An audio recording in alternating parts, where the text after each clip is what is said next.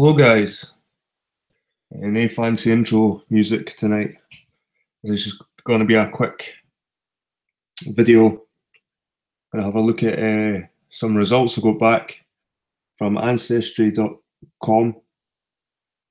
Some of you may know that I took a DNA test about 8 weeks ago, but I got the results yesterday. I think it was yesterday, and they're pretty interesting, to say the least.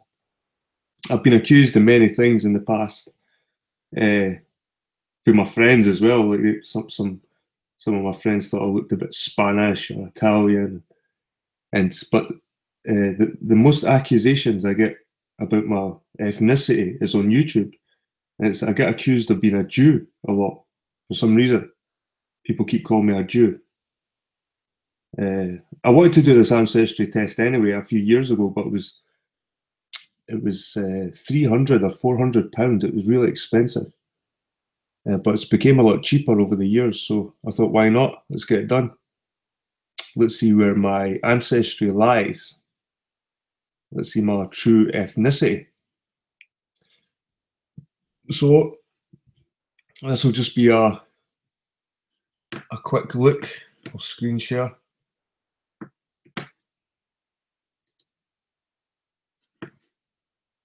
Hope you're having a good night, whoever you are out there.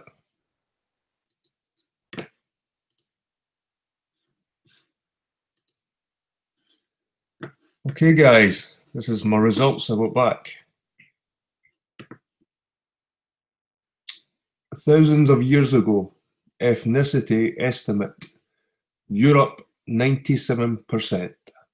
So there you go guys, I'm 97% European. I'm 53% Irish. 53% Irish, that's pretty high. 34% British. And 9% Europe West, which is Belgium, France, Germany, Netherlands, Switzerland, Luxembourg, and Liechtenstein. But that's a biggie there. That's 87%. British Isles, Ireland and Great Britain. It says here that Ireland includes Wales and Scotland. It's 53%. This is a sort of I think it's a Celtic sort of genes.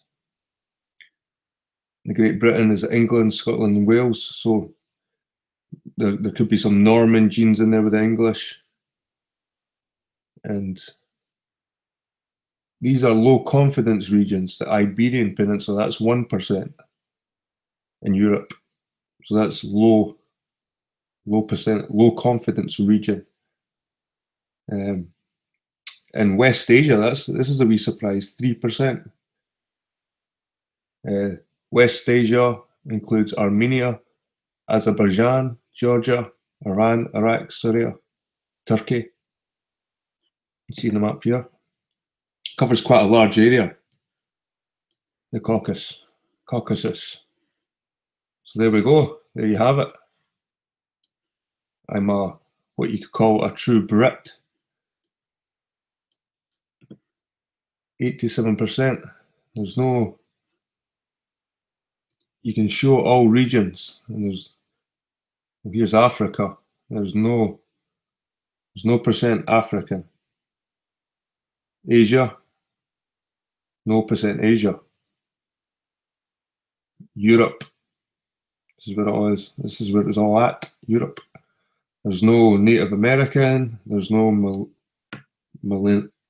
Melanesia, Polynesia.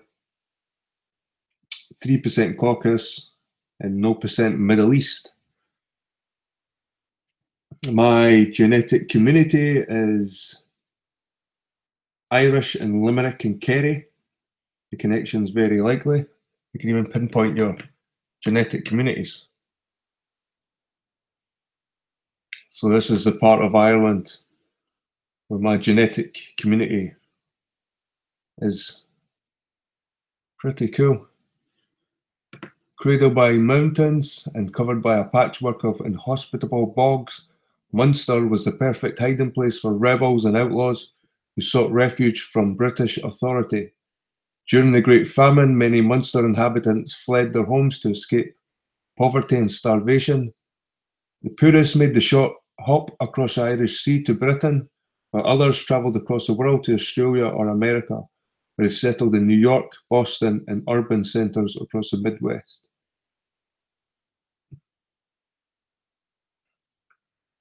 Home of outlaws and rebels. The remote regions of Munster, including the western peninsula of Cork and Kerry and the boggy highlands of Limerick, were the ideal refuge for Irish outlaws who rebelled against the British rulers. Protected by impassable peat bogs and mountains, these outlaws and their descendants practiced Catholicism freely and preserved a distinct culture of Gaelic language, song, and dance. The very few who left the community headed to the United States, settling in Pennsylvania and New York. So I could have been one of you guys out in the States. I could have been over there with you, my ancestors, but somehow through miracle, I suppose, my genes never went that way, never went across the Atlantic. Through all the famine and the rebellions and the wars, it's amazing to think that I'm more than half Irish and I've never really left the islands over here.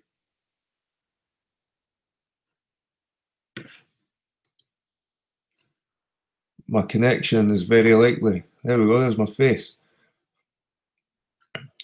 And these are, believe it or not, they match you up with people in the same database, and I've got a second cousin I found. A second cousin over on this. This is crazy. These are the names related. These family names appear often in the genetic community. Select a name to learn its origins and other facts. O'Connor, Fitzgerald, Curtin, Walsh, Sheehan, Enright, Lynch, Nolan, O'Brien, Mulvihill, Sullivan, Murphy, O'Connell. That's Murphy's the guy that I found who's a second cousin on this. O'Connell, Shanahan, McCarthy, Stack, Buckley, Lyons, Reedy, and Barry.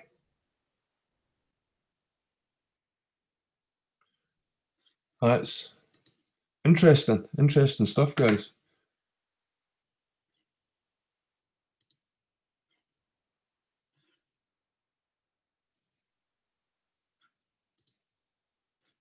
So,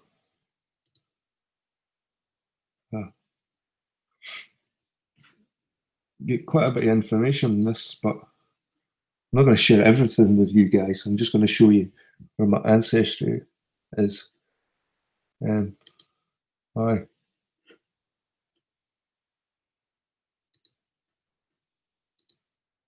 Let's have a look at the Ireland, primarily located in Ireland, Wales, Scotland. Also found in France and England. Ireland is located in the eastern part of the North Atlantic Ocean, directly west of Great Britain. A variety of internal and external influences have shaped Ireland as we know it today. Ireland's modern culture remains deeply rooted in the Celtic culture that spread across much of Central Europe and into the British Isles. Along with Wales, Scotland, and a handful of other isolated communities within the British Isles, Ireland remains one of the last holdouts of the ancient Celtic languages that were once spoken throughout much of the Western Europe. And though closely tied to Great Britain, both geographically and historically, the Irish have fiercely maintained the unique character through the centuries.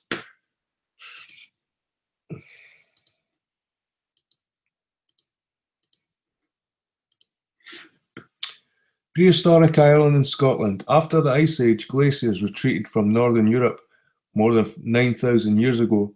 Hunter-gatherers spread north into what is now Great Britain and Ireland during the Middle Stone Age. Some 3,000 years later, during the New Stone Age, the first farming communities appeared in Ireland. The Bronze Age began 4,500 years ago and brought with it new skills linked to metalworking and pottery. During the Late Bronze Age, iron was discovered in mainland Europe and a new cultural phenomenon began to evolve. Around 500 BC, the Bronze Age gave way to an early Iron Age culture that spread across all of Western Europe, including the British Isles. These new people originated in Central Europe near what is Austria today.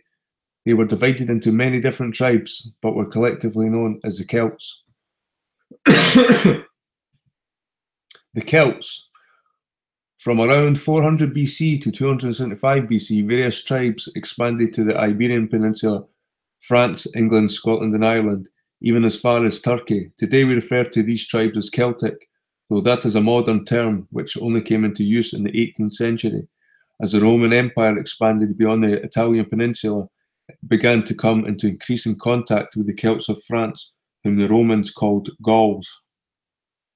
A tribe of Gauls on an expedition by Alphonse de Neuville.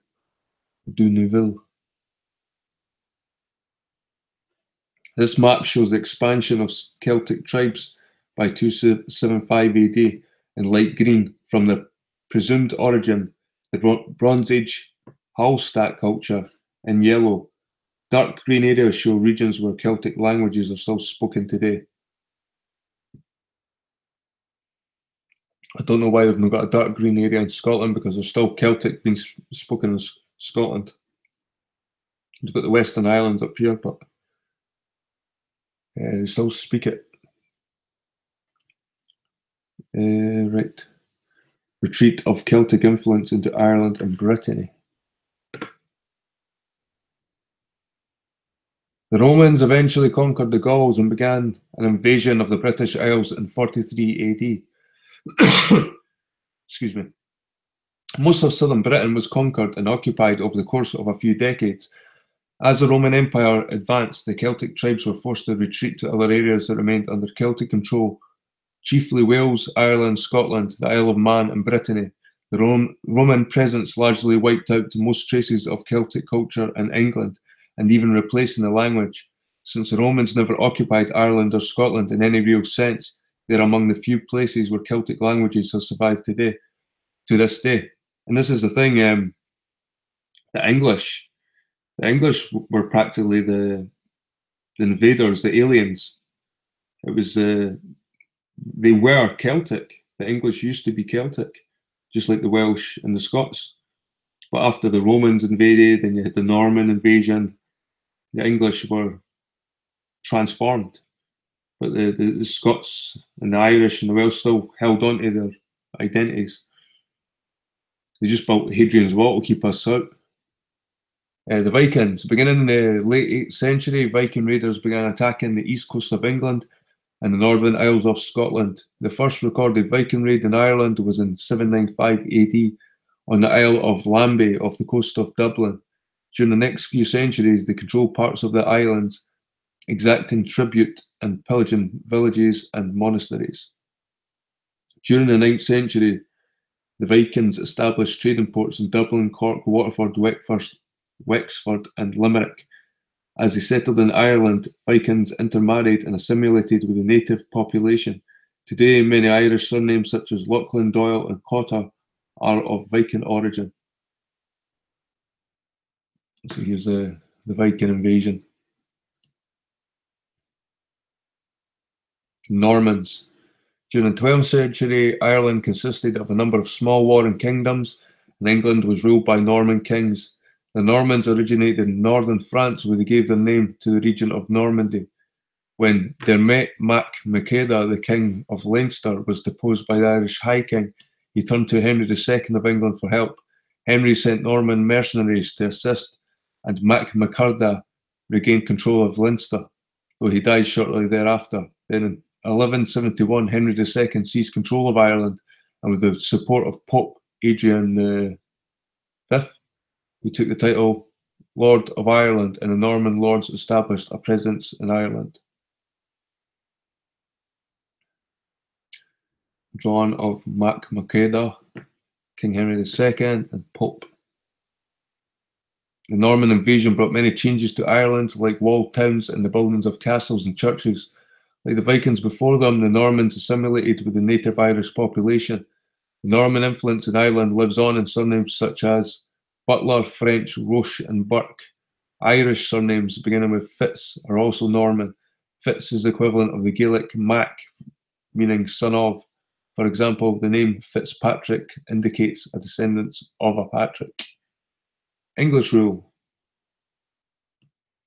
As Norman influence declined in Ireland, the English monarchs took a more direct role in the governance of Ireland.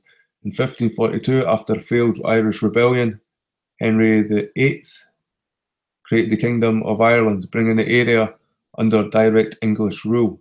Around this time, Henry made another decision that had far-reaching consequences for Ireland. In 1527, after the Pope refused to annul Henry's marriage to Catherine of Aragon, Henry broke away from the Roman Catholic Church and created the Church of England, with the English monarch as its head. The English Reformation resulted in a rise in Protestantism across England, Scotland, and Wales. Ireland was resistant to Protestantism, and when England attempted to force it upon them and failed, the Crown replaced Irish landowners with thousands of Protestant colonists from England and Scotland. These colonies became known as the Plantations of Ireland, whose long-term effect was to replace the Catholic ruling classes with Protestants. Then in the 1600s, penal laws were introduced, which denied Catholics many landowning and political rights.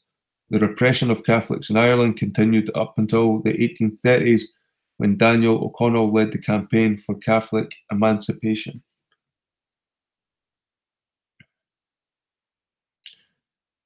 Irish immigration. In June 1963, when he visited Ireland, President John F. Kennedy gave a speech in Cork in which he said, "Most countries send out oil or iron, steel or gold, or some other crop, but Ireland has had only one export, and that's its people."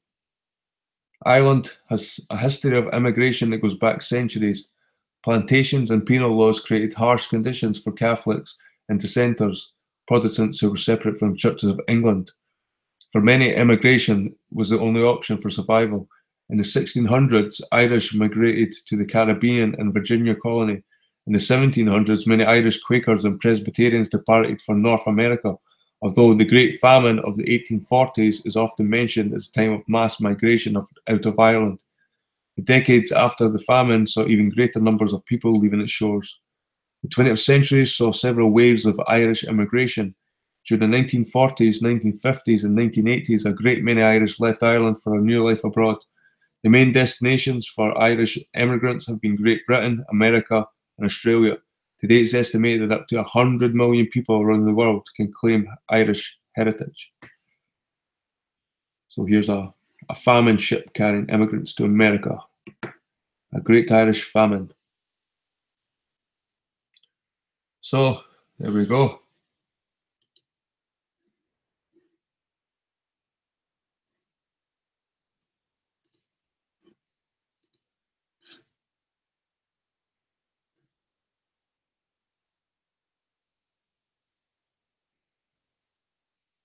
Prehistoric Britain at the end of the last glacial maximum 12,000 years ago. The sea levels around northern Europe were low enough for the Stone Age hunter-gatherers to cross on foot into what are now the islands of Great Britain. Farming spread to the islands by about 4000 BC, and the Neolithic inhabitants erected the remarkable and puzzling stone monuments, including the famed Stonehenge. Beginning in about 2500 BC, successive waves of tribes settled in the region. These tribes were often termed Celts. However, that term is an 18th century invention. The Celts were not a nation in any sense, but a widespread group of tribes that shared a common cultural and linguistic background. Originated in Central Europe, they spread to dominate most of Western Europe, the British Isles, and the Iberian Peninsula, even settled as far away as Anatolia and modern Turkey.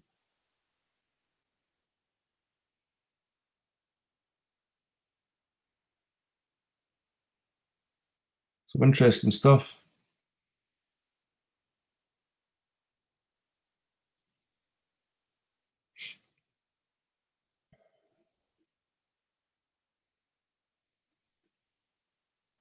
The dominance could not withstand the rise of the Roman Empire, however.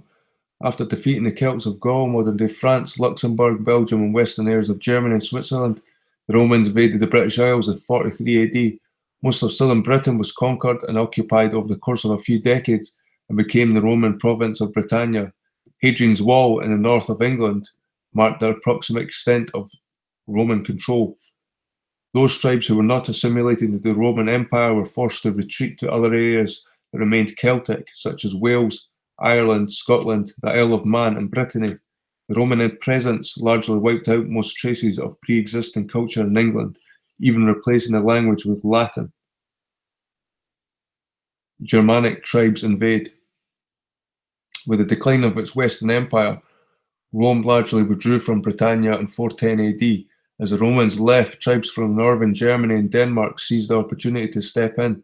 The Germanic Angles and Saxons soon controlled much of the territory that had been under Roman rule, while the Jutes from Denmark occupied some smaller areas in the south. The new settlers imposed their language and customs of the local inhabitants in much the same way the Romans did. The Germanic language spoken by the Angles would eventually develop into English. The region was divided into several kingdoms, with the more powerful kings sometimes exerting influence or control over smaller bordering kingdoms. There was nothing like a single unified English kingdom, however, until the 10th century and the rise of the House of Wessex. Viking invasions and the Danelaw. During the 8th century, seafaring Scandinavians adventurers began raiding coastal areas in Europe known as the Vikings. They were not just warriors and pillagers. They also established numerous trade ports and settlements throughout the Western world, including the British Isles, Russia, Iceland, and the Iberian Peninsula. A group of Vikings that settled in northern France became known as the Normans, and by the early 11th century ruled a great and powerful region, sanctioned by the French crown.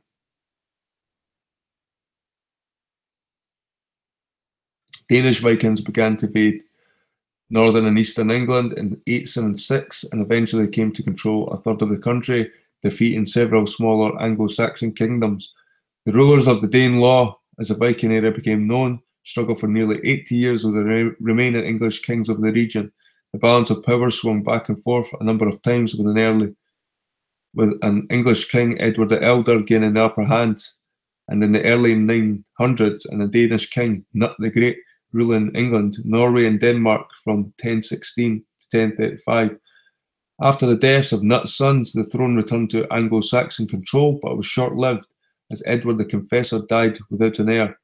The Normans of France, led by William the Conqueror, sailed across the English Channel and claimed the throne of England, defeating the only other rival, Harold Godwinson, at the Battle of Hastings in 1066. In 1067, William extended his control to Scotland and Wales. The Battle of Hastings. The houses of Plantagenet and Tudor. The Norman kings ruling the primary from France gave rise to the House of the Plantagenet line of kings that began to consolidate and modernise the Kingdom of England. Beginning in 1277, Edward I put down a revolt in Wales and led a full-scale invasion, bringing Wales under the control of the English crown. He then seized political control of Scotland during a successive dispute, leading to a rebellion there. Edward's campaign against the Scots wasn't entirely successful and remained unresolved at his death. By decisively defeating Edward's son at Bannockburn in 1314, the Scots assured their independence. The House of Plantagenet continued to reign until the 15th century. Towards the latter half of the 15th century, the houses of York and the Lancaster, the most powerful Plantagenet branches, fought a series of wars for control of the throne. Those wars ended with the Battle of Bosworth Field on the 22nd of August, 1486. At Bosworth Field, Henry Tudor defeated Richard III. Henry took the throne as Henry the Seventh, and ushered in the reign of the House of Tudor. The reign of the Tudors lasted from Henry the Sixth, Seventh, Eighth, through to Elizabeth I in 1603. The British Empire. After the defeat of the Spanish Armada in 1588, England established itself as a major naval power. As the European nations began founding colonies around the world, England was well positioned to compete for control of the largely untapped resources of the New World. Religious and political upheavals in England in the 17th and 18th centuries played critical roles in establishing and defining early American history. As descendants left England seeking religious freedom, subsequent immigrations from England to the Americas ensured a primarily English-derived cultural and social structure. During the 1760s and 1770s, the relationship between the colonies in the Americas and Britain grew fractions due to the British Parliament's attempts to tax colonists without representation in Parliament. This led to the American War of Independence and the 13 colonies gaining independence and forming a new nation, the United States of America. The loss of the 13 colonies is seen as a transition point in the British Empire from the first British Empire to the second British Empire. In the Americas, Britain shifted its attention north to Canada, where many of the defeated loyalists from the Revolution migrated to. And to make up for the lost wealth in America, Britain now paid greater attention to Asia, the Pacific, and later Africa. In the 1770s, James Cook travelled along the eastern Australia and New Zealand, claiming them for Great Britain. Shortly after, Great Britain set up penal colonies in Australia, transporting large number of convicts to Australia. John LeBon. Over 80 years, over 165,000 convicts were sent to Australia. In Asia, through the East India Company and the British Empire, gained more control throughout the continent. Excuse me. Throughout the early 19th century, the East India Company gained control over Java, Singapore, Hong Kong, India. Government of India Act in 1858 established the British Raj with the Queen Victoria as Empress of India. India became one of the British Empire's most important colonies. By the end of the 19th century, it was said that the sun never set on the British Empire, since it stretched around the world. Did you know? At lunchtime on the 28th of February 1953, an American-British scientist, James Watson and Francis Crick, walked into the Eagle pub in Cambridge and announced that they had discovered the secret of life. What Watson and Crick had discovered was the famous double helix structure of DNA. Crucial to the discovery was the work of another British scientist, Rosalind Franklin, whose X-ray photographs of DNA gave vital clues to its structure. Well, pretty interesting stuff, guys, but it looks like I'm not a Jew. Sorry to disappoint a lot of people, but I'm not a Jew.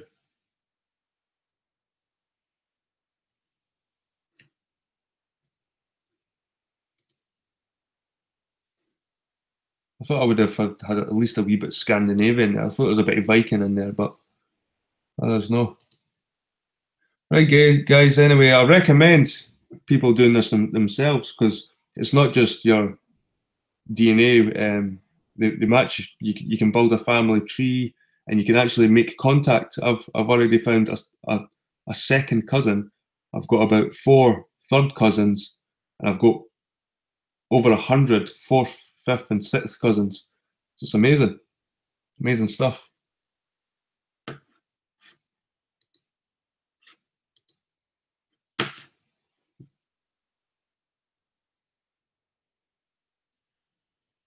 So we look, see who's in the chat. Transpersonals, is that? All right, I kind of that is. Andratse, Test Vision, John Watson.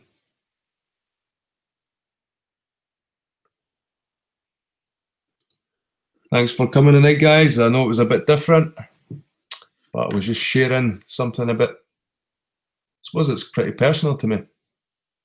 And like I said, I'm 87% for the British Islands, 9% Europe West, Western Europe, and low confidence regions is the Caucasus and the Iberian Peninsulas. But all in all, I'm a Celt. I'm a proper Celt. Anyway, guys, hope you enjoy the rest of your night, and I'll see you all later. Cheers.